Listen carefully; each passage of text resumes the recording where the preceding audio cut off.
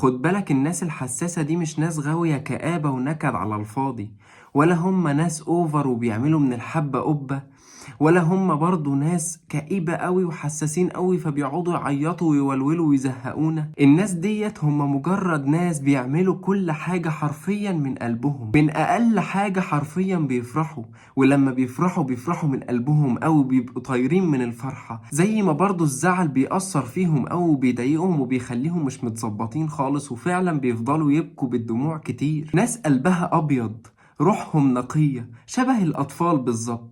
ساعات تلاقيه زعلان وبعديها بكام ثانية تلاقيه فرحان على طول، ساعات تلاقيه بيعيط أكنه مخزن دموع بقاله سنتين. هو كده علشان بيتعامل بالفطرة، بيتعامل بقلبه، بيتعامل بنقاء، بيتعامل بروح حلوة. لما بيفرحوا أكن الحزن والوجع عمره أبدا ما مر على قلبهم ولا خبط على جسمهم، ولا أكن الوجع ولا الزعل جالهم أبدا. الناس الحساسة قلوبهم مفيش أطيب منها، وكل اللي هم محتاجينه ناس تعاملهم بنفس درجة الصدق بتاعت قلوبهم، ناس فعلا تقدر مشاعرهم، وناس تحتويهم بمشاكلهم وبهمهم وبضحكهم وبفرحهم وبقلبهم الأبيض. لايك وشير كده يا غالي وانت معدي ده لو حابب تدعم أخوك يعني، وخليك فاكر ان كل مشاكل الدنيا بتتحل، بس تتوكل على الله سبحانه وتعالى وتسأل حد مختص، وإن شاء الله كل شيء هيتحل.